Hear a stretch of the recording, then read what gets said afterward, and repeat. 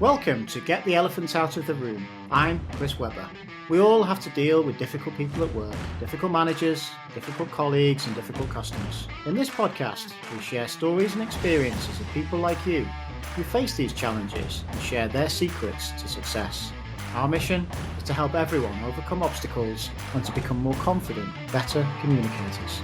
So sit back and relax while we unravel the mysteries of another difficult person. Jenny, welcome to the podcast. It's lovely to have you join us today. Thank you for having me, Chris. Actually, really excited to be here.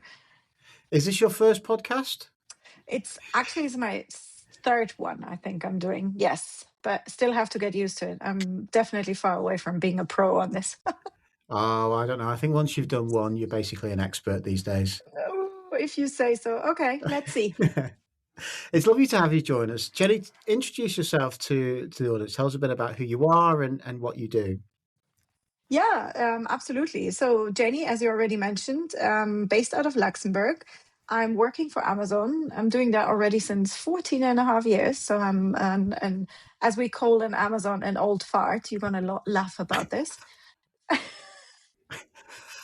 But that's truly a tool that we have. So you can look where in the hierarchy, like in terms of joining, what was your spot in all the people that are within Amazon. So you can see I was the number XYZ that joined out of all the people that we are employing worldwide. And that tells you how old your fart actually is, which is quite interesting way to look into it. Yeah. I've started at Amazon as an executive assistant and project coordinator in the real estate department, like in 2012. I moved on to take over real estate PMO. From there, I became technical advisor or chief of staff to the vice president of EU operations. Very, very exciting role. I think that was one of the highlights throughout the whole journey. From there, I moved on to supply chain, the Europe supply chain team, where I built up a new team covering risk management, long-term planning, and expansion countries. So I was leading on the 9 expansion countries around the EU5 core ones that we are fulfilling from and within. And then from there, I took on network planning, which is basically where we put our FCs, our fulfillment centers, in the 1 to 3 year horizon, which was also a very exciting one. But I recognize that it's probably not the best for me because you are getting a new plan basically every month and you have to rewrite your plan accordingly, which was a lot of ambiguity I had to deal with at that time. When a new role actually came up in Amazon that my boss offered me at that time, which was EU, UK, and Turkey trade compliance. So that was my first touch point with compliance. And again, a very exciting role working with the European Commission, the World Trade Organization. So really making change on how we trade within Europe. From there, I moved on to security. So I was leading the global strategy and planning for our global operation security team. And I moved beginning of this year into my current role where I'm director for end-to-end building compliance and data integrity. So that's been my journey in Amazon in a few words. Before Amazon, I worked for a metal alloys trading company here in Luxembourg as well. And before that, I actually studied. I mean, I'm old, but not that old. But yeah, that's where we are. Wow, I mean, that's an incredible career, and I have to admire the ability to adapt and to learn and to develop. And we're going to get into this during our conversation, I hope, to understand that. But that's an incredible wealth of experience. And I've got 2 observations that I just have to make right now. First of Oh, all you know, is, oh my goodness, it's 2012, 14 years ago, first of all, it because is. It that's not is. fair. And the second one is, what is your number, your Amazon number? Now you're putting me on the spot. I didn't check it, but when people leave that have joined before you, the number is always like changing. But I can do it whilst we're speaking and see if I can No, find no, it no, no, on your don't worry, old don't file worry. too. Oh, so you move up the rankings when other people Of course, when leave? someone leaves, of course, of course. Oh, wow. So I worked for another company in the past where people were very proud of the number that they had. You know, when did I join the organization? They had their number, but they lost it over time. So over time, you weren't given that. And I do think there's something valuable there's an identity there, particularly when you're working in a startup type environment, which is dynamic and you're trying to be courageous about where you go. Having that agency of like, this is who I am, this is my position in the business, I think is quite exciting. Okay, I found it actually whilst you were speaking. So I Okay. can tell you that I'm amongst the 0.628% tenure creator than the rest of Amazon. So I have about 1.8 million people who joined after me. Oh, wow. That's amazing. Amazing. I love that they keep that going. Little things you learn. Yeah, Amazing. no, it's exciting to see from time to time. I agree. Yeah, it is. It's a nice position to be in. I wonder if you'd ever get to number one. Maybe that's not a target you want to have. I mean, it's hard unless all the people that are longer in the company are leaving. But yeah, I mean, I'd rather move up in ranking and moving up in the Yeah, old fart too. yeah, it's a different way of living. So let's talk Exactly. about that. Let's talk a bit about that, Jenny, because I think it's absolutely striking. You started off saying, I joined as an executive assistant, and here you are now, a director in the organisation. That's a wonderful journey, and 14 years is almost no time at all to do that. When you started, did you have that in your sights? Honestly, I never thought it would be achievable.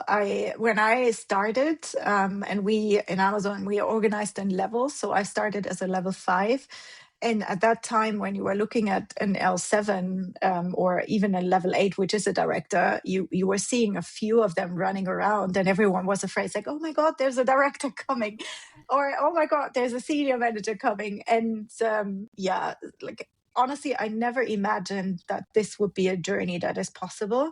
But I think what it shows is that Amazon is really giving a lot of opportunities, and it doesn't matter where you start, Mhm. what you do. If you are a fungible talent, and that's what we really like empower people to be, and you can Mhm. demonstrate to succeed in several different environments, that's really what Amazon is supporting and what we want. Mhm. So, how much of it was your ambition, and how much of it was, I guess, a culture that allowed you to do it? I guess a growing culture, and as you said, a culture prepared to invest in it. How much of it was that? It's a very good question. Super hard to quantify, I would say, because I think I trusted my managers that I had throughout my journey, and I've been lucky with all of them that Mhm. they were seeing something in me that I probably never thought I had, and they empowered me and also like motivated me to take on new challenges where I was a bit hesitant. So I remember when I moved from being an EA to taking over EU real estate PMO, my boss at that time, he asked me 3 times, like, do you want to take, because we have that role vacant, you are the best person to do that. And I declined 3 times. And then the fourth time, it was actually a VP offering me to become his EA versus my boss offering me again, a last time he said, the PMO build up and starting from scratch, really, literally. We had an Excel sheet where we were tracking how we were covering our real estate asks and projects. Yeah. And that was the turning point, I think, where I had to make a decision like, do I want to stay an EA forever, or do I see that there's more out of that and there's more that I want to achieve in Amazon? And starting to smell that air and feeling like, oh, you're actually in demand. That was a quite nice feeling. And that also empowered me at that stage to say, okay, I'm going to give it a try. I'm really good at being an EA. In the worst case, I'm going to go back to it. But yeah, let's Yeah. give it a try with a PMO function and see how it goes. So it was a combination of things: your courage to try something, but also incredible support from a leader who had faith in your ability and noticed something that you well, did you not see it, or did you just not believe it? The talent that they spotted. I didn't believe it, probably. I mean, I know that like talking about ratings and you get your annual rating, it was always very good. But then Mm. going into the unknown, you're also taking a certain risk. And just taking that on your own is something different than when you feel like, okay, I'm being supported by my manager. And if worse comes to worse, and I really need to get back to having a job versus being unemployed if I really fail, having that like back option, I would say, and say, yeah, I could always go back. That makes you feel a bit more secure. So at that Mhm. time, also had a little baby. We had built a house. So yeah, it's about like how much security do you need versus how much risk do you take. But getting that encouragement from my boss really helped me of saying, it's like, okay, maybe you're right. Maybe there's more to it, and I should just give it a try. Plus, you're also going to a new manager, and you know what you have, but you don't know what you get. So there's always a Mm. risk in like taking it. But I think it definitely was the right thing to do. And since then, I'm trusting my managers a lot more than I probably trusted myself before, because they have a different view on you, and they see you from a bird's eye view, and they see everything that you are delivering versus you are just in the day-to-day work and making things happen. Yeah. And a lot of my managers really gave me chances that I never thought I would get. And I'm still grateful for that. So, yeah, that's something I would say. Believe, if you have a good manager, really believe in what they are telling you. And they usually know better than you would know about yourself.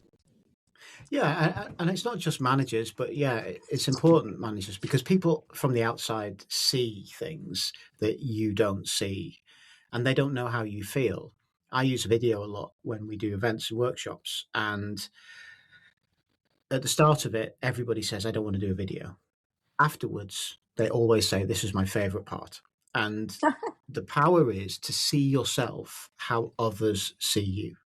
And in the moment where you're in a meeting and you're feeling stressed or you're nervous about what it is you're about to say, and it doesn't look that way because you watched the video and you just come across as somebody controlled and calm, that recognition is really quite powerful. And I think that's what your manager notices, right? Here's somebody who knows what she's doing, she's comfortable, she's confident, she's delivering on what I'd anticipate and more, I guess, delivering more than we would expect from her level. That's why I see the potential.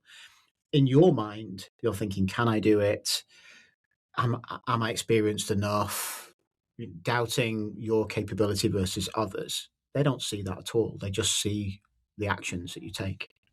Yeah, and the results basically that you deliver, right? So I think it's, again, it's a combination of that, but 100% aligned. I think it's really, if you have a good manager, it's about trusting them because they give you chances and opportunities that, yeah, not everyone can create for you, but your network is similarly important. 100% on this. Yeah.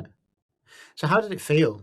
You take a step up into a new role, different role, more challenging role. You said you had a young baby at the same time. Wow. So you decided to take everything on at the same time. Let's expand, build a house, let's have a baby, and let's get busy in my career. How did it feel the first time you started to engage at a higher level without within your new role? Very honestly, I could tell you the first 2 weeks, I had tears in my eyes probably every evening saying, it's like, oh my God, have I done the right thing? It's Wow. it's so much that I have to learn. So especially when I moved into being like a chief of staff, coming from real estate, where like 8.5 years in real estate, you really be an expert on what you did. I did a whole PMO. I knew about every single project that we did in Europe. And I'm moving into the chief of staff role. I mean, my baby was a bit grown up at that time. She was 4 actually, but still, you have to get her to kindergarten. You have to deal with like everything that comes along with having a family. You have your house, you have your cats. I have 2 cats as well, sharing that. But yeah, it felt like very questionable at the beginning. But once you get your feet in and once you understand what is required from you, what's your best way around that? I mean, I think I personally, I would say it felt like the best experience that I had on Amazon, and I really thrived through it. But it's probably better to ask my manager than asking me, but I very, very much enjoyed it. And once you get into it and you feel like, oh, wow, I'm really making a difference here, that is such a great feeling. And I got promoted during that role as well, which then Yeah. even as a like a confirmation of, okay, everything that I'm doing, it can't be that wrong. So that was really exciting. Did your manager know that you had the tears in your eyes in the first 2 weeks? or did you keep that quiet? No, come on. I've been brave. No, I didn't share. I No, but it's think interesting because, well, we know now, I guess, maybe. no, I mean now he knows. Yeah, if he's Yeah. listening to this, but no, I mean you try to be strong, and you definitely don't want to fail or let him feel like you're failing or you are not feeling like comfortable with the knowledge that I have now, and also the relationship that I have with him now.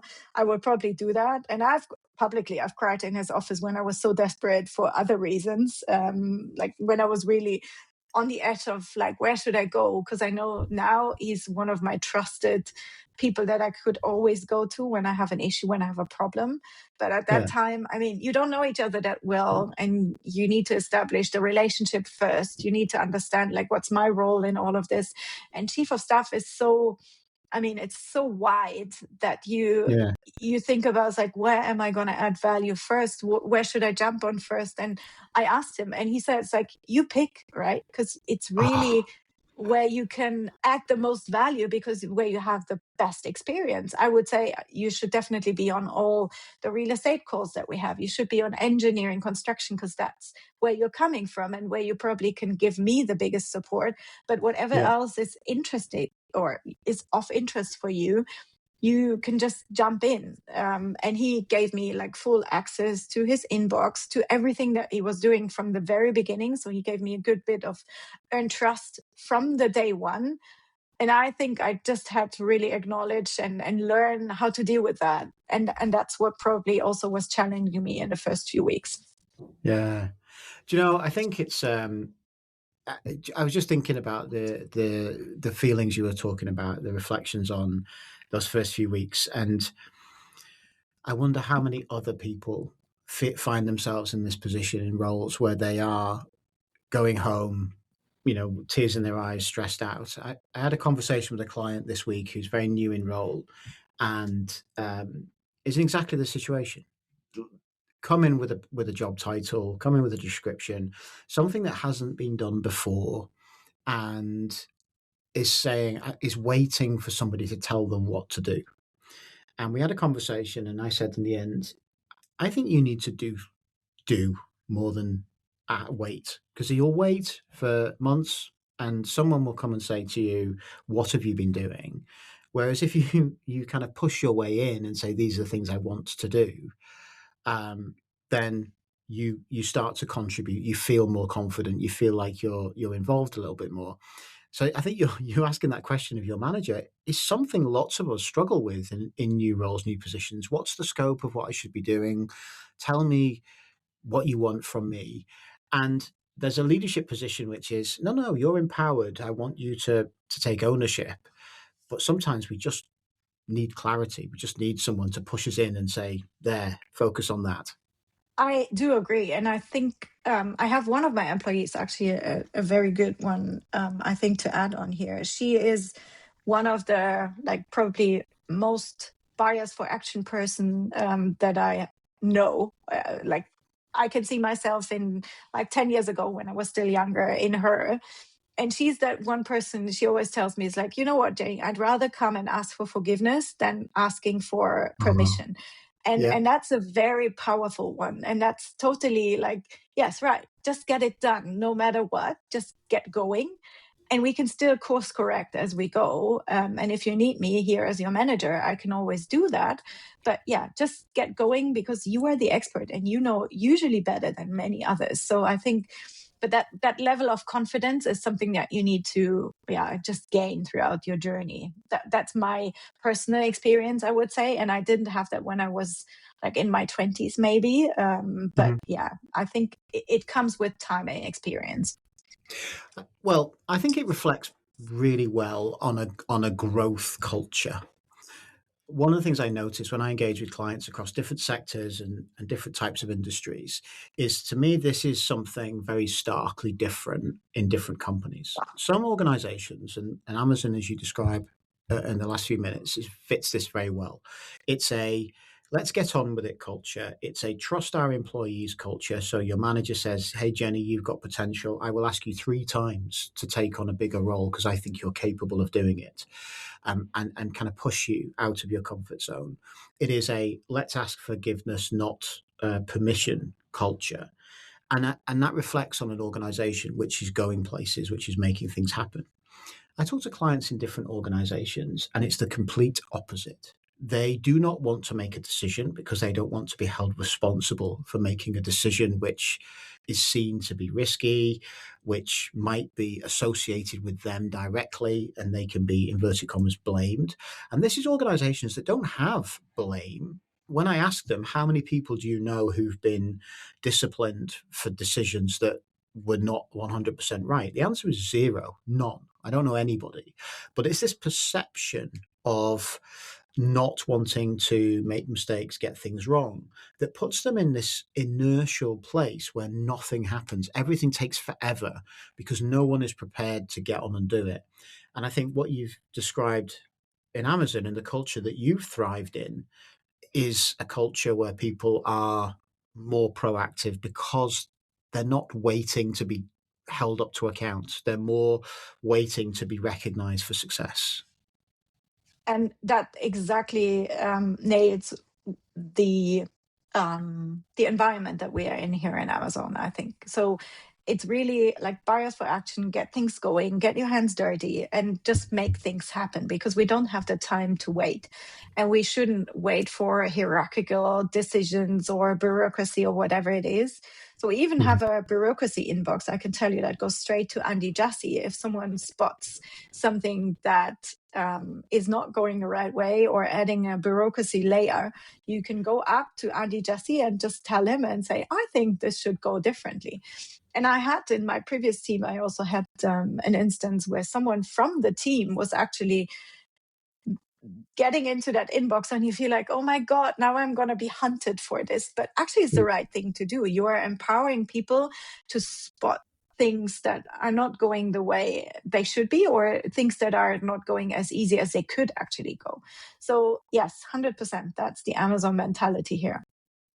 One of the things I describe is it's what is wrong, not who is wrong. And when we review, I work a lot with clients, and I encourage personal and group reflection. So personal reflection, what did I do? And I remember as a young sportsman walking into a dressing room, being asked by a senior player to rate myself in the training session we just finished, and to me it was a shock. I was 18. I was playing sport because I loved it, not because that's what had got me there. And it was a step up between good amateurs and top professionals. And I found it's always stuck with me. And I said, I don't know, probably about a 7 out of 10. And he looked at me deadpan and he said, how do you make it a 10?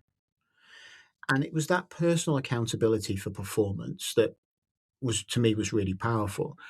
And when we sit in groups, we seem to look for what went well. No problem. Everyone loves telling stories about what went well. Things that didn't go so well, we avoid the conversation often, and we worry about being blamed for it.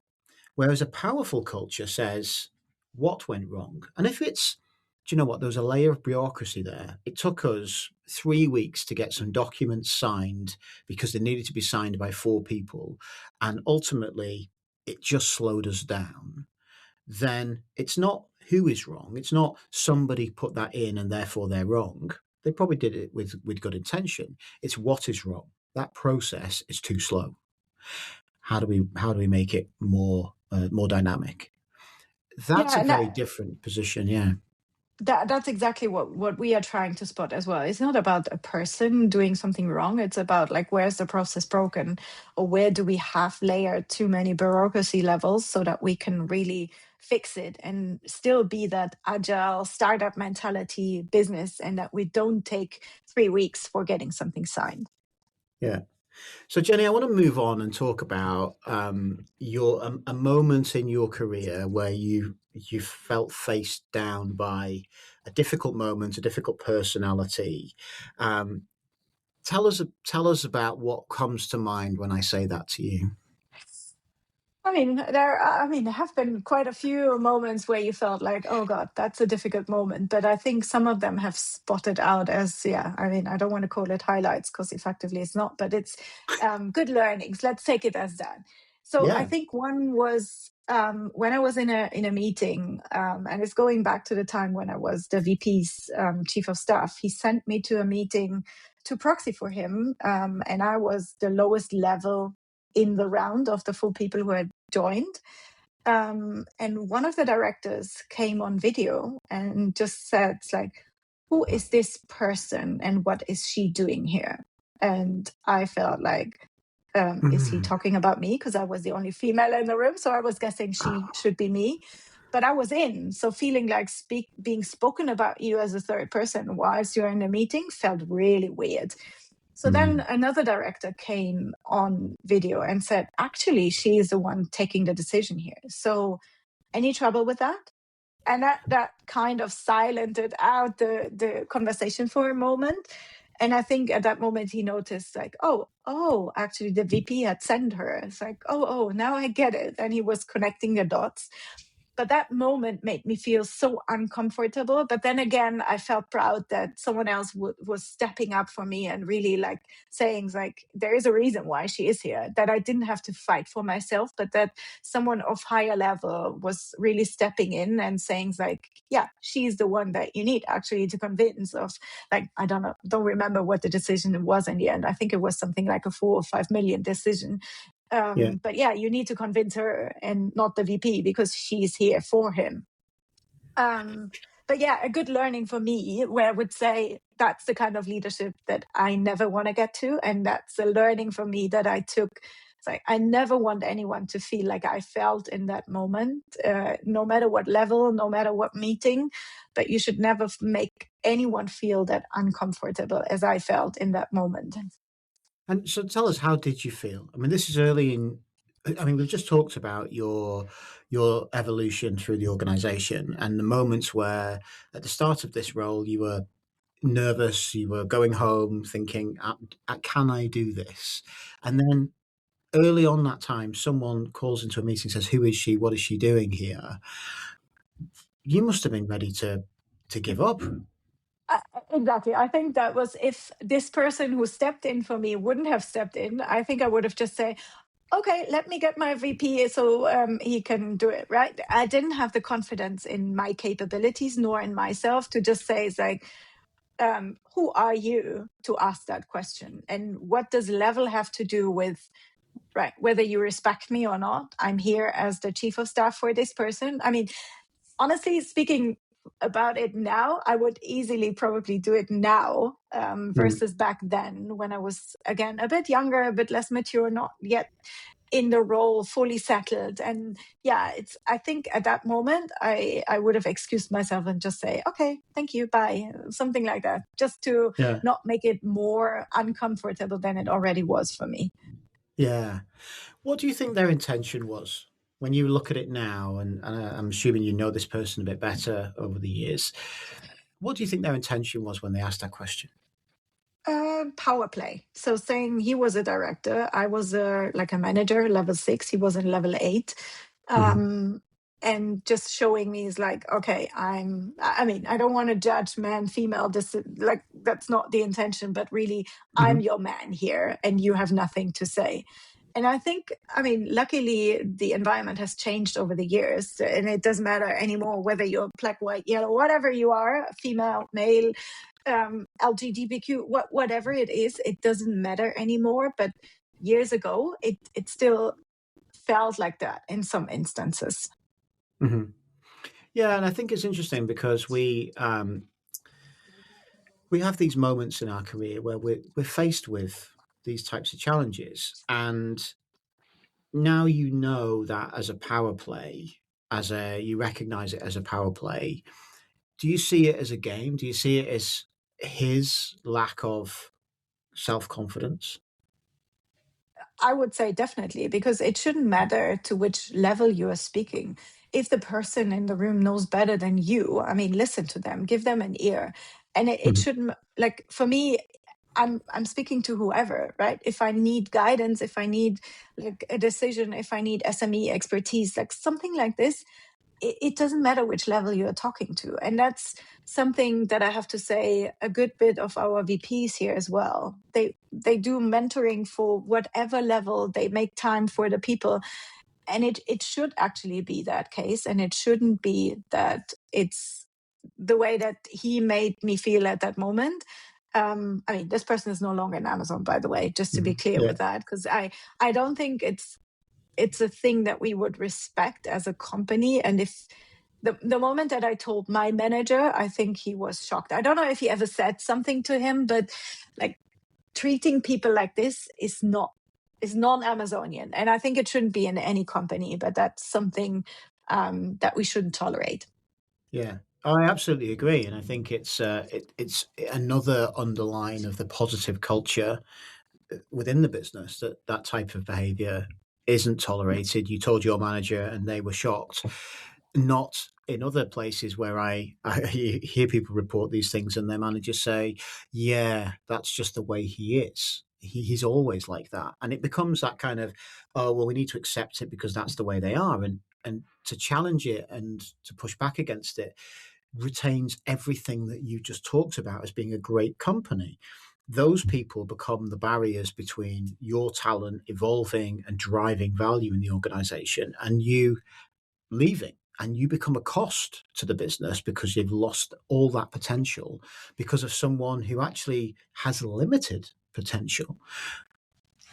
Yeah, absolutely. And I think that the company is really like demonstrating that we are not accepting that is the right sign for the next generation to come, because these managers are like teaching other people to be like them. And if you build up another army of that mentality, that's exactly what you do not want, right? So I Yeah. think, yeah, we've taken the right steps at the right moment.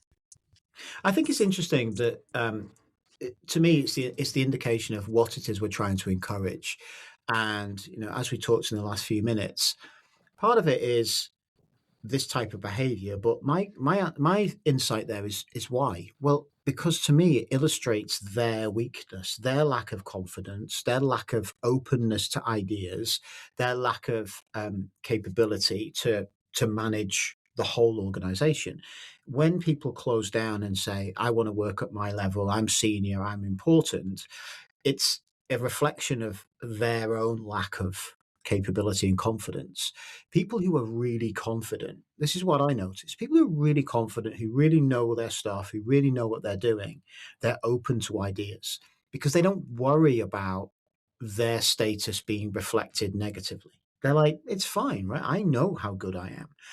And more than that, mentoring other people, sharing your experience, sharing your knowledge is a way of illustrating how, yeah, I'm prepared to share my ideas and my expertise with humility because that's the type of personality we are. And that's a real reflection of self confidence and capability and actually learning.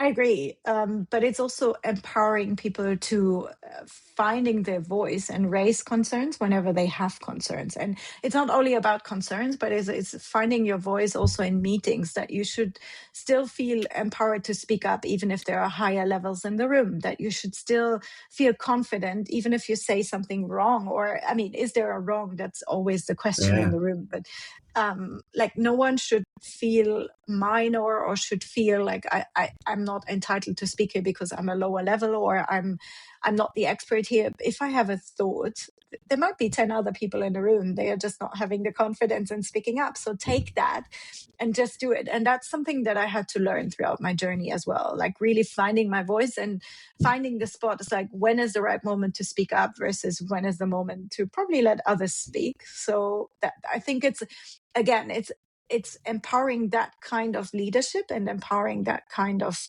teaching also the next generation of leaders to be that same. I'm very passionate about curiosity. It's one of the things that I think is a huge lever of opportunity. And curiosity is a gap in understanding. And there's a trigger, and there's a wonderful example of when the doorbell rings at home. suddenly you have this trigger of, I wonder who that is. Is it a delivery? Is it a friend? Is it a neighbor? Like, what is it? And our human consciousness is a lot, becomes alive. Often at work, we don't have this. And I think that great businesses have a curious culture, and that encourages you to say, I want to hear what other people have to say. If you're silent, I notice you're silent, but I know you have an opinion. I know you have an idea. That could be something really interesting that takes us in a different direction. And it reflects really well on organizations that way. And that's why learn and be curious is one of our leadership principles. And we Is really, it? yes, it is. No, it's truly that's so leadership principles for us is we're speaking with that like daily, and it's not something that is just written on a wall or written on an internal page. It's really like we live and breathe that in Amazon every day. So learn and be curious is really one of those that I think it comes also throughout your journey. So you start with when you're new in Amazon, like how to take real ownership, how to dive deep on like things, issues, whatever it is, deliver results, buyers for action. But then as you go and you evolve throughout that, and these four are all leadership principles, you go into learn and be curious. Customer obsession is always our top one. Everything that we should be doing should always be driven by our customer obsession, always asking the question like, is the customer going to benefit from that?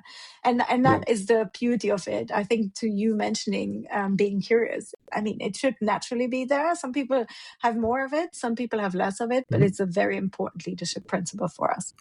Yeah, it's absolutely perfect. And these experiences, Jenny, this your career trajectory and your success, that's something now you're really passionate about and you're championing for others, I understand. That's true, yes. And we also have mentorship programs where we can like further develop other people who would want to learn from you. So you can, it's actually a system that we have. You can give in the inputs that you want to share and say, I want to learn more about like I'm just picking it up, earn trust. So I Yeah. want to learn about how to change roles. How did people adapt? I want to do more of Amazon writing style. And you can put in the ask into the system, and then the system is going to give you suggestions about saying, oh, this person could actually be a good match for you because of their career, because of what they've done, what they put on as their inspiration or their strengths. So yes, if you ask my assistant, she will tell that I have too many mentees. But yeah, I'm very passionate about that. And so do you volunteer for that, or is it like, is everybody triggered to put themselves down as a mentor or as mentees?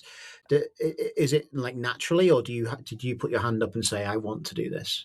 It's natural, so no one is forced to do that. But I can tell you, I rarely know people who are not doing it. So both Mm. having mentors, but also having mentees. And I think it's a good way of learning from each other's experience. And you can pick the people that you feel like that's a good match, or that's. And even reaching out to people outside of the system, I have people just sending me messages after a fireside chat or when I do a speaking event or something is like, oh, really admire how you did that and you inspire and no. Would you be willing to take me on as a mentee? It's like, it's a huge compliment. That's what I can Yeah, say. it is. But yeah, it's a cool thing of staying connected also to people that are outside of your business unit or you admire for something else. And that is just a cool way to have the business connecting with each other, also from different business lines, business units. I know so many organizations who would love this, who would absolutely love it. And I've worked with people who try to, other coaches and consultants who try to build mentoring systems. And they find them really hard to do because everybody wants to be a mentor. No one wants to be a mentee because it's like, oh, it's a status game. And, or they're trying to do it for the wrong reasons. I want to connect with someone senior because that will help me get promoted. This system sounds like genuinely the right match, and I love that you put in the system, I want to learn this, and it connects you with somebody, not you reach out to someone as an individual. That is such a more powerful and valuable uh, step. I think it's really useful, and I can tell you, I have mentors as well. Yeah. And it's nothing close to a status or anything. It's obviously you can put in and say, oh, wow, look at this person was my mentor. They might be able to give you feedback during the annual review process. They might be like a potential contributor when it comes to the point of being promoted. So there is benefits in it even longer term, and also outside of just the personal learning that you're taking from it. But I tell you something, I had a mentor who I felt, and I approached his manager first, saying, like, do you mind if I ask him for, because I knew he was super busy and he was a level above me at that time. And I just went to his manager and said, do you mind if I do that? And he said, it's like, you know what, that's actually a fantastic idea. And I said, it's like, okay, cool, tell me more. And he said, this person is super strong in knowledge. And that's exactly why I picked him. He had knowledge, like, I mean, I think a walking encyclopedia, if you could call it like that. No, honestly, it's like super, super good knowledge that I thought was like, God, if I could learn just a little bit of that from him, that would be so great.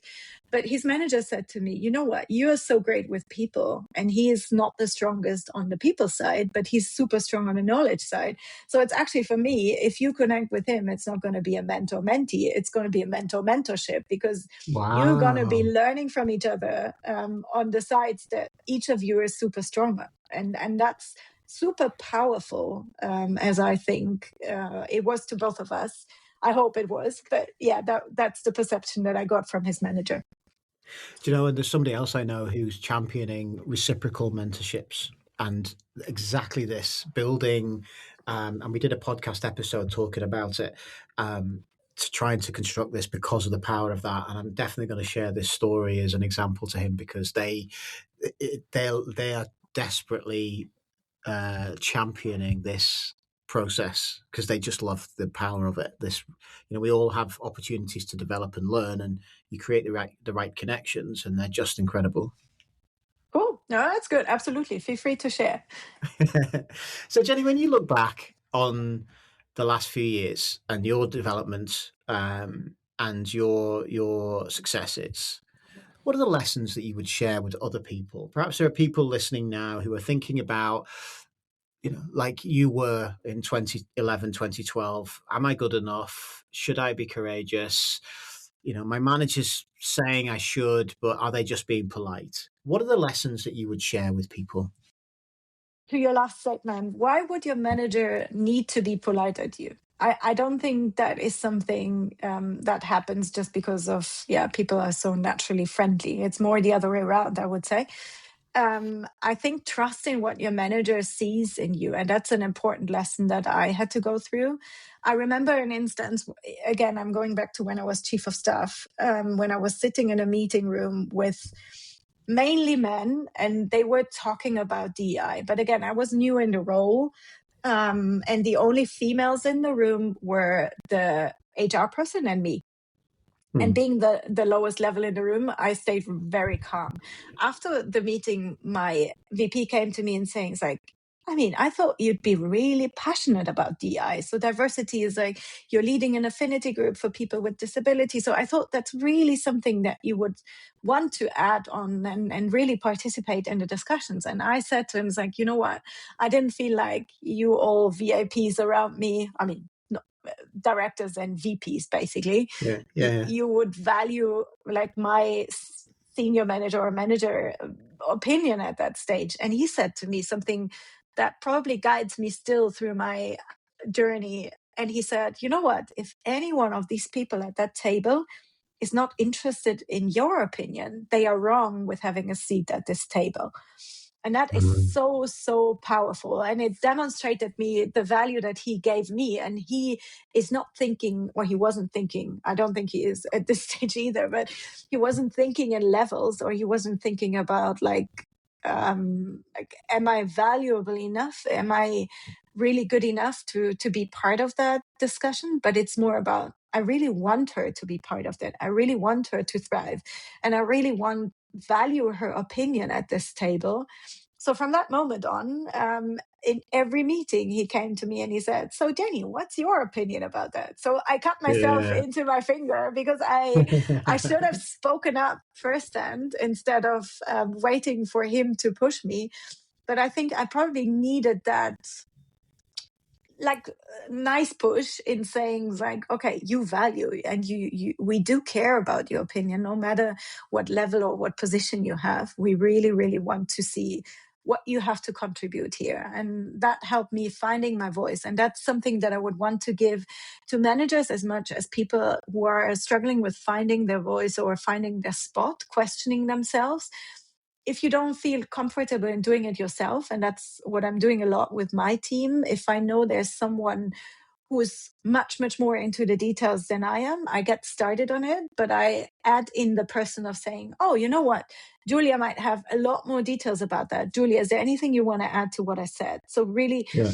like, building the bridge of finding a way of making them speak up when I know that they're really comfortable with doing so. I mean, I'm not throwing anyone under the bus, but I think sometimes people just need that friendly push, and that's what I needed at that time. So I'm doing it similarly with my team. And if you feel like you need that, even speak to your manager and ask them to build that bridge for you if you feel like you can't do it on your own. Yeah. I think that's wonderful advice. And a couple of things I've learned and taken away from this conversation. One of them is that treating people like a human, you felt dehumanized with somebody who played a status game, played a power position, which could have impacted your life and your career if you hadn't had that support around you. And so, learning the lesson is let's make sure we treat everybody as equals.